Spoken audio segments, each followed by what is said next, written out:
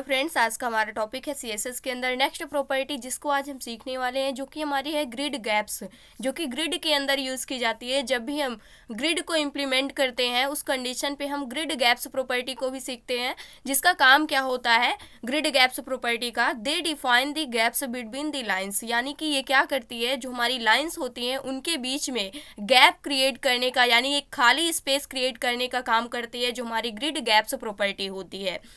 Gaps create करने का काम कैसे करती है, जैसे मान लीजिए यहाँ पर हमने ग्रिड को क्रिएट कर रखा है, जो कि हमारा टेबुलर फॉर्म में यहाँ पर डिस्प्ले हो रहा है। यहाँ पर रोज हैं, कॉलम्स हैं, इस प्रकार की चीज़ें हमें डिस्प्ले हो रही हैं।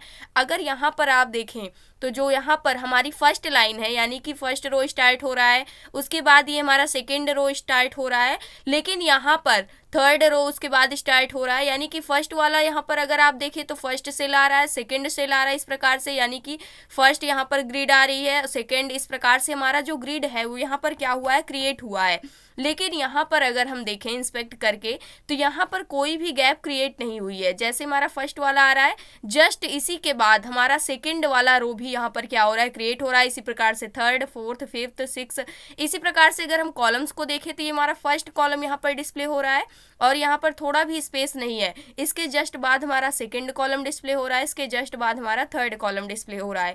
लेकिन हम चाहते हैं कि जैसे हमारी फर्स्ट रो आ रही है उसके बाद थोड़ा सा यहाँ पर गैप क्रिएट हो, उसके बाद हमारी सेकेंड वाली रो आए, यानी कि फर्स्ट आइटम जो हमारा प्लेस हो रहा है, इसके फर्स्ट और सेकेंड इन दोनों आइटम्स के बीच में कुछ गैप क्रिएट होनी चाहिए। इसी प्रकार से यहाँ पर फर्स्ट एंड सेकेंड इन दोनों के बीच में कुछ गैप फॉर्म होनी चाहिए। इसी प्रकार से इन दोनों के बीच में, यानी इन दोनों लाइनों के बीच में क्या होनी चाहिए, गैप क्रिएट होनी चाहिए। तो इसको हम किस प्रकार से क्रिएट करते हैं, इसको क्रिएट करने के लिए हम प्रॉपर्टी यूज करते हैं, जो कि हमारी ग्रिड गैप प्रॉपर्टी होती है। जैसे हमारा जो रोज होता है, अगर उनके बीच में हमें गैप क्रिएट करना है तो रो गैप प्रॉपर्टी को हम इम्प्लीमेंट करते हैं। कॉलम के बीच में अगर हमें गैप चाहिए तो कॉलम गैप प्रॉपर्टी को इम्प्लीमेंट करते हैं। अगर आप दोनों को एक साथ लिखना चाहते हैं तो उस कंडीशन पे आप ग्रिड गैप लिख करके सबसे पहले आप रो गैप की वैल्यू लिख देंगे, यानी कि कितना गैप देना चाहते हैं, उसके बाद आप कॉलम गैप की वैल्यू लिख देंगे।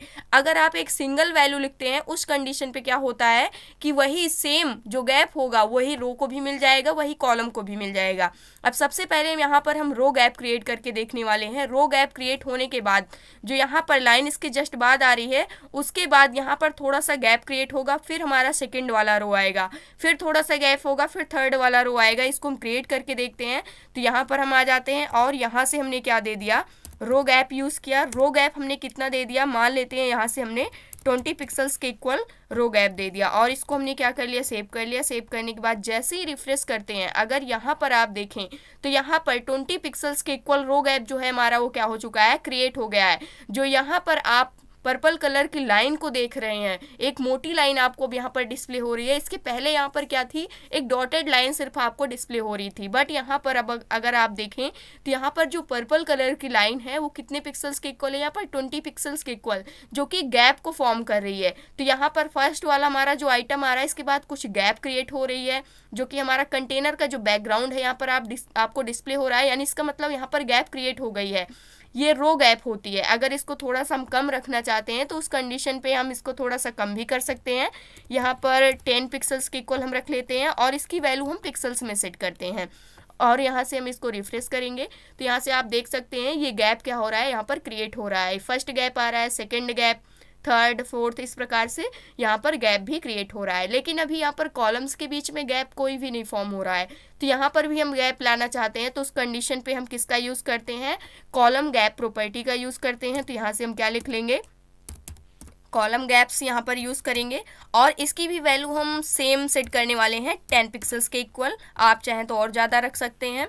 यहाँ पर हमने 10 पिक्सल्स के इक्वल सेट कर दिया और इसको रिफ्रेश किया तो उस कंडीशन पे आप देख सकते हैं यहाँ पर फर्स्ट वाला आइटम आ रहा है, उसके बाद गैप क्रिएट हो रही है। इस गैप को, जो यहाँ पर वर्टिकल गैप आपको डिस्प्ले हो रही है, इसको हम कॉलम गैप बोलते हैं। ये हमारी कॉलम गैप है, ये भी हमारी कॉलम गैप है। जो हॉरिजेंटली डिस्प्ले हो रही है आपको पर्पल कलर की लाइन्स यहाँ पर, वो हमारी क्या होती है, रो गैप्स होती है।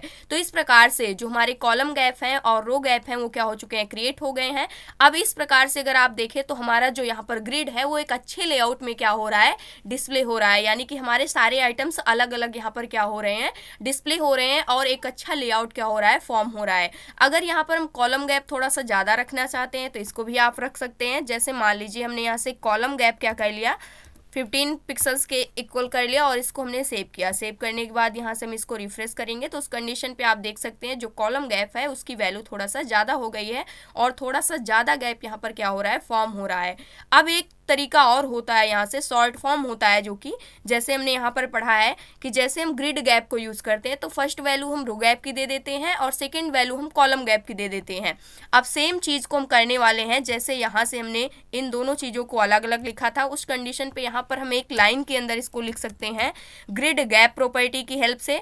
यहाँ से हमने क्या लिख दिया, ग्रिड गैप प्रॉपर्टी को यूज़ किया। उसके बाद यहाँ से एक बार हम चेक कर लेते हैं इसको, क्या होता है, हमारा ग्रिड गैप होता है। तो यहाँ से हमने किसको ले लिया, ग्रिड गैप को ले लिया और उसके बाद यहाँ से हमने क्या वैल्यू दे दी, सबसे पहली वैल्यू जो हमने सेट की वो हमने किसके लिए सेट कर दी, अपने रो के लिए सेट कर दी 10 पिक्सल्स के अराउंड, और सेकंड वैल्यू हमने किसके लिए सेट कर दी, कॉलम के लिए 15 पिक्सल्स के अराउंड। उसके बाद क्लोज किया, क्लोज करने के बाद इसको हमने सेव किया और सेव करने के बाद जैसे ही हम रिफ्रेश करते हैं उस कंडीशन पे आप देख सकते हैं कोई चेंज नहीं आया, क्योंकि हमने सेम वैल्यू दे रखी है यहाँ पर। यानी कि चाहे तो आप इन दोनों वैल्यू को अलग अलग आप दें या फिर एक साथ दें, दोनों चीज़ें क्या होंगी, सेम काम करेंगी। लेकिन यहाँ पर आपको मल्टीपल लाइन लिखना होगा। जब आप रो गैप अलग लिखेंगे, कॉलम गैप अलग लिखेंगे, इससे आपका टाइम भी थोड़ा ज़्यादा लगेगा। लेकिन आप एक ही साथ लिखते हैं तो उस कंडीशन पे आपका टाइम भी बचेगा और आप इसको आसानी से यहाँ पर यूज़ भी कर सकते हैं। मान लेते हैं कि हमें यहाँ पर 10 पिक्सल्स और 15 पिक्सल्स रो के लिए 10 पिक्सल्स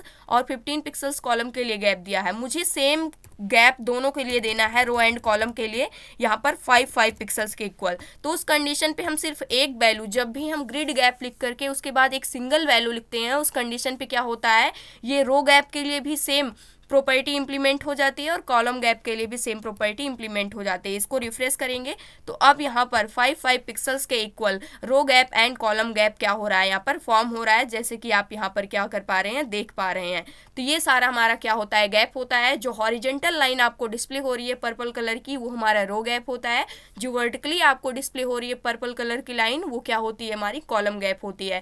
अब अगर आप देखें तो यहाँ पर फर्स्ट एलिमेंट के बाद यहाँ पर नीचे की साइड रो गैप मिल रहा है और यहाँ पर अगर आप देखें राइट साइड तो यहाँ पर कॉलम गैप मिल रहा है। तो इस प्रकार से फर्स्ट एलिमेंट, उसके बाद कुछ स्पेस है यहाँ पर, सेकंड एलिमेंट, थर्ड, फिर यहाँ से फर्स्ट के बाद फोर्थ पे यहाँ पर कुछ स्पेस है। इस प्रकार से जो हमारे आइटम्स हैं वो क्या हो रहे हैं, एक टेबुलर फॉर्म में क्या हो रहे हैं, डिस्प्ले हो रहे हैं। एक टेबल के फॉर्म में एक अच्छा लेआउट क्या हो रहा है, यहाँ पर डिस्प्ले हो रहा है। तो ये था आज का हमारा टॉपिक। आई होप दोस्तों अगर आज की इन्फॉर्मेशन आपको अच्छी लगी हो तो प्लीज़ वीडियो को लाइक करना, चैनल को सब्सक्राइब करना और दोस्तों के पास शेयर करना।